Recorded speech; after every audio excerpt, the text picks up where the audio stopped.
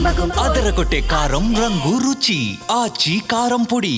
సుష్మిత విషయం నేను చెప్పాల్సి వస్తే, తను ఈ ఇండస్ట్రీలో తను రావాలి అని నిర్ణయించుకున్న తర్వాత ఫస్ట్ చెప్పింది రామ్ చరణ్కి, రా అని అక్క, నువ్వు డెఫినెట్లీ దిస్ గ్రేట్ ఇండస్ట్రీ, మనం ఇక్కడ అందరినీ మనం కనుక ఇక్కడ మనకి ఏం కావాలి, ఏ బ్రాంచ్లో మనం వెళ్ళాలి అని అంటే, నాకు అదేమి లేదు, సినిమా ఇండస్ట్రీ నేను రాణించగలను అనేది నాకు ఐడియా లేదు. ఫస్ట్ ఆఫ్ ఆల్ ఏదో ఎంటర్ అవ్వాలి అంటే ఓ పని నా కాస్ట్యూమ్స్ అవి చూసుకోండి. రంగస్థలంలో తన కాస్ట్యూమ్స్ గురించి, రంగస్థలంలో కాస్ట్యూమ్స్ ఏమున్నాయి పాప, ఏముంటాయి అంటే ఏదోనా సరే లుంగి కానీ అది కానీ ఆ గెటప్కి వస్తామని చెప్పి తను సుకుమార్ వాళ్ళందరి దీంట్లో డిజైన్ చేసుకుంటే చాలా రస్టిక్గా ఉండాలి, చాలా ఇదా ఉండాలి అంటారు. వాళ్ళు చెప్పిన మాట ఏంటంటే, ఒక చిరంజీవి గారు అమ్మాయి రామ్ చరణ్ సిస్టర్ అన్న ఫీలింగ్ లేకుండా గబుక్కుని ఏదో ఒక లుంగి కావాలంటే రాజమండ్రి ఆ ప్రాంతంలో కారు వేసుకుని తనే బయలుదేరి షాప్ తిరిగి డైరెక్టర్ కోరుకున్నటువంటి ఆ క్లాత్ కోసం తను తిరిగి చెమట కక్కుకుంటూ వచ్చి చేసింది అని చెప్పినప్పుడు, నేను చాలా అంత కష్టపెడతా ఎవరు ఉంటారు కదా మా అసిస్టెంట్ అంటే, నాకేం తెలియదు, మళ్ళీ వాడిని పంపించితే ఏం చేస్తారో ఏమో తెలియదు, నేనే వెళ్ళానంటూ.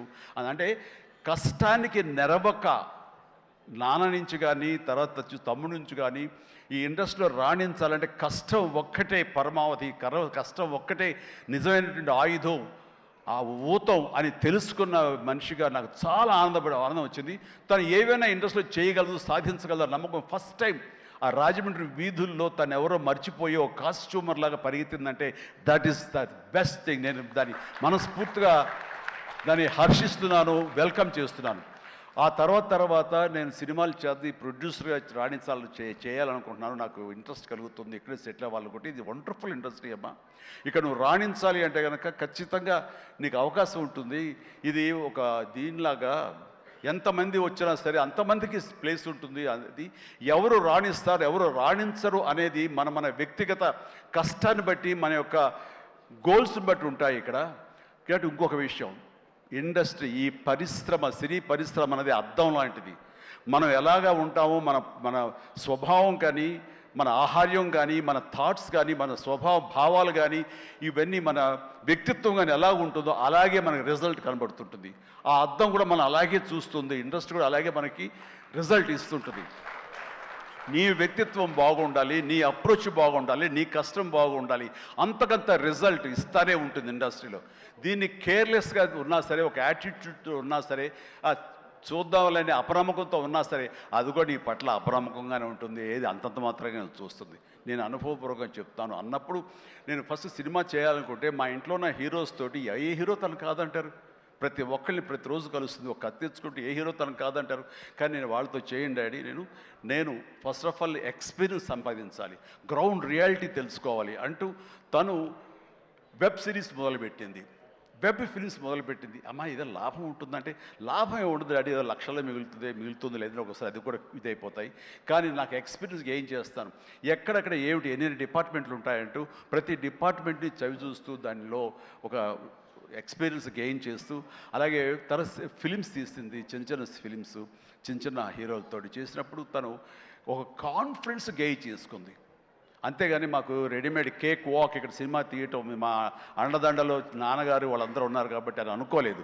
అలాగే ఎవరితోటో నువ్వు పార్ట్నర్షిప్ తోటి నాతో సినిమా చేయమంటే వాళ్ళు అన్నారు, అయ్యో అమ్మ నువ్వేమి పెట్టక్కల, నువ్వేమి రావక్కర్లేదు, సినిమా మేము చేసేస్తాము, నీ పేరు వేసేస్తాము, లాస్ట్కి వచ్చేసరికి ఇదిగో ఇంత డబ్బని ఇచ్చేస్తామా, ఏం వర్రీ అవ్వకమ్మా అంటే, అస్సలు నాకు వద్దుడంటే నేను వెళ్తే సినిమా చేయను, అది బ్యానర్ పేరు నేను చెప్పను అనేసరికి, అలాగే ఏమంటే కాదండి నాకు ఎక్స్పీరియన్స్ కావాలి, నేను పని చేయాలి, నేను డబ్బు పెట్టుబడి పెట్టాలి, పెట్టిన తర్వాత మంచి వచ్చే ప్రతి పైసాకి నేను తినడానికి, నేను అనుభవించడానికి నాకు అర్హత ఉంటుంది కాబట్టి నేను చస్తే ఆ సినిమా చేయండి. ఆ సినిమా క్యాన్సిల్ చేసుకుంది.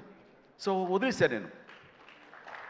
సాహుతోటి సినిమా అన్న తర్వాత సాహు తను కూర్చుని చెప్పండి మీరు ఎంత పెడతారు, నేను అంతే పెడతానని సగం డబ్బు సొంతంగా పెట్టింది, మిగతా డబ్బు బయట నుంచి అప్పు తీసుకొచ్చింది, పెట్టిందే తప్ప నేనైతే నా పైసా ఇవ్వలేదు.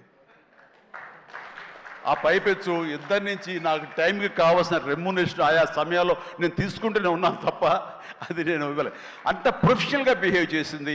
ఈ రోజున ఈ రిజల్ట్లో సాహు ఎంతగా అనుభవిస్తున్నాడో ఒక ఇది నా సినిమాని గర్వంతో ఎస్ నేను పెట్టుబడి పెట్టి డబ్బు సంపాదించుకుంటున్నాను అదే గర్వంతో తను కూడా ఉంది. కాబట్టి ఈ రోజున ఒక డాటర్గా సుష్మిత చూస్తే నేను గర్వపడుతున్నాను, ఎప్రిషియేట్ చేస్తున్నాను, మనస్ఫూర్తిగా ఒక బిడ్డగా నేను గర్వపడుతున్నాను. థ్యాంక్స్ రా, యూ డిజర్వ్ ఇట్. సో అట్లాగా బిడ్డలు ఈ ఇండస్ట్రీలో రాణించాలి అంటే నిజంగా ప్రతి వాళ్ళు అది ఏ బిడ్డైనా అవని, ఆడబిడ్డ అవని, మగబిడ్డ అవని ఇండస్ట్రీలో రాణించాలి అంటే కనుక ఖచ్చితంగా ఎంకరేజ్ చేయాలి ప్రతి. ఇది గొప్ప ఇండస్ట్రీ అండి. ఇక్కడ ఎవరైనా రాణించలేదు, ఇక్కడ ఏదైనా నెగిటివ్ పీపుల్ ఉన్నారు, ఇక్కడ మాకు ఇలాంటి బిట్టర్ ఎక్స్పీరియన్స్ జరిగి అంటే కనుక అది నీ తప్పిదం అవుతుందని నేను అనుకున్న ప్రకారంగా నేను నమ్ముతున్నాను. నువ్వు స్ట్రిక్ట్గా ఉండి సీరియస్గా ఉంటే కనుక ఏ ఒక్కటి అడ్వాంటేజ్ తీసుకోవడానికి ప్రయత్నించారు, ఎలాంటి ఏదంటే క్యాస్ట్ కావచ్చు అలాంటివి ఏమి ఉండవండి. నీ బిహేవియర్ బట్టి ఉంటుంది. మీకుండే అభద్రతా భావంతో ఏమో అలాగేలా ఉండాలేమో అని ఉండకూడదు. ఎస్ నువ్వు ప్రొఫెషనల్గా ఉండు, అవతల కూడా ప్రొఫెషనల్గా ఉంటారు. ఈ ఇండస్ట్రీ అనేది ఒక అద్దం లాంటిది. నువ్వేమి ఇస్తావు తిరిగి నీకు అదే వస్తుంది. కాబట్టి ప్రతి ఒక్కరికి ధైర్యంగా పరిశ్రమకు రావాలి అనుకుంటే కనుక కృత నిశ్చయంతో, దృఢ సంకల్పంతో, హార్డ్ వర్క్ని ఆసరాగా చేసుకుని రండి. ఇది గొప్ప ఇండస్ట్రీ. మీరు అందరూ రాణిస్తారు, చేస్తారు. అది ఆడబిడ్డలు కానివ్వండి, మగవాళ్ళు కానివ్వండి, ఎవరైనా సరే. సో అది నేను వెల్కమ్ చేస్తున్నాను. దానికి ప్రత్యక్ష సాక్ష్యం సుష్మిత, అలాగే దత్తు గారి పిల్లలు స్వప్న దత్, ఇలాంటి వాళ్ళందరూ కూడా ఎంతోమంది. ఇది ప్రధానంగా ఇంత డిస్ట్రిబ్యూటర్స్ తరపున మాట్లాడిన సుప్రియ, వీళ్ళందరూ కూడా ఆ స్థాయి వాళ్ళు. అండ్ తర్వాత ఇక లాస్ట్ టైం నేను టెక్నీషియన్స్ గురించి పెద్దగా ఫోకస్ చేసి ప్రస్తావించాను, ఎందుకంటే లాస్ట్లో నాకు మైక్ ఇస్తారు, అది ఒక్కోసారి నాకు శాపం అవుతుంది, అందరి గురించి విస్తృతంగా మాట్లాడలేను. బట్ దీనికి సంబంధించి భాను, కోరియోగ్రాఫర్ భాను, అలాగే విజయ్, మన మీసాల పిల్ల తీసిన విజయ్ కానీ, అలాగే ఈ హుక్ స్టెప్ వేసి ఇప్పుడు సెన్సేషనల్గా అదరగొట్టినటువంటి ఆడ సందీప్ వైఫ్ జ్యోతి, వీళ్ళందరూ ఇది ఒక గొప్ప అవకాశం మాకు, మమ్మల్ని మేము ఎగ్జిబిట్ చేసుకోవడానికి, మమ్మల్ని మేము చూపించుకోవడానికి ఇది గొప్ప వేదిక. ఒకప్పుడు ప్రభుదేవ, తర్వాత లారెన్స్, ఇలాంటి వాళ్ళు ఎంతోమంది నన్ను ఆధారం చేసుకుని నా మీద కంపోజ్ చేసి వచ్చారు. అండ్ అలాంటి భవిష్యత్తు మీ అందరికీ ఉంటుందని ఇప్పటికే అనుభవిస్తూ ఉంటుంటారు మీరు. ఆ జోష్ ప్లీజ్ అలాగే అనుభవించండి, మంచి ఫ్యూచర్ ఏర్పరచుకోండి. మీకు ఆల్ ద వెరీ బెస్ట్. కూర్చోండి. తర్వాత ఈ సినిమాకి లిరిక్స్ అందించేటువంటి కాసర్ల గారు, అలాగే రామ్ జోగశాస్త్రి గారు, అనంత శ్రీరామ్ గారు, ఆదిపట్ల గారు, భాస్కర్ పట్ల గారు, వీళ్ళందరూ చాలా చక్కటి లిరిక్స్ ఇచ్చి అన్నీ బాగా చేశారు. అయితే వీళ్ళకి వెనకాల వెన్నెముక నిలబడి ఇవి నా ట్యూన్స్ ఇప్పుడు రాసుకోండి అని భరోసాగా ఇచ్చిన బీమ్స్, ఎక్సలెంట్ బీమ్స్. ఎందుకో తెలియదు, ఈవేళ ఉదయం నుంచి మీరు మధ్యాహ్నం నుంచి సారీ ఫంక్షన్ బీరేజ్ కొంచెం డల్గా ఉన్నారు, ఏంటి కారణం నాకు తెలియదు. ఏమైనా అప్సెట్ చేశాడా? నెక్స్ట్ పిక్చర్ తీసేద్దాం చెప్పండి మిమ్మల్ని. మీరు ఎంత అంటే అంత ఎక్సలెంట్ భీమ్స్. అండ్ సినిమా ఆద్యంతం ఇది చాలా బాగా ఇచ్చావు.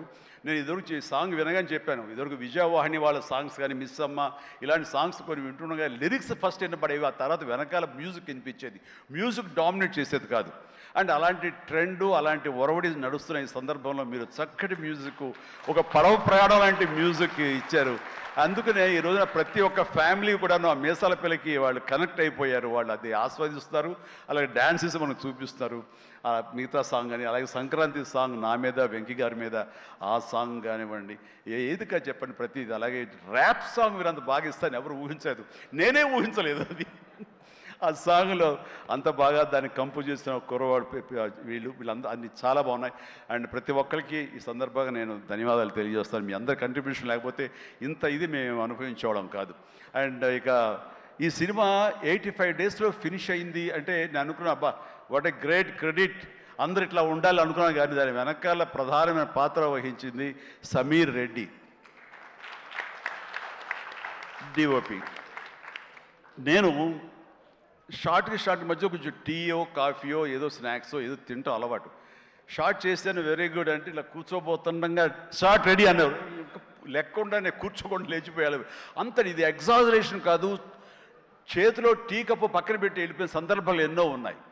అండ్ అంత ఫాస్ట్గా చేసే కెమెరామెన్ నేనైతే ఇంతవరకు చూడలేదు. అలాంటి కెమెరామెన్ ఫాస్ట్గా తీయటమే కాదు, అందంగా చూపించడం కానివ్వండి, లొకేషన్స్ బ్యూటిఫుల్గా చక్కగా చెక్కి వాటిని తెర మీద ఎక్కించడం కానీ, ఈ రోజున ఈ సినిమా ఇంత బడ్జెట్ లోపల ఇంత పెర్ఫెక్ట్గా అయిందంటే ప్రధానమైన కారణం సమీర్ రెడ్డి.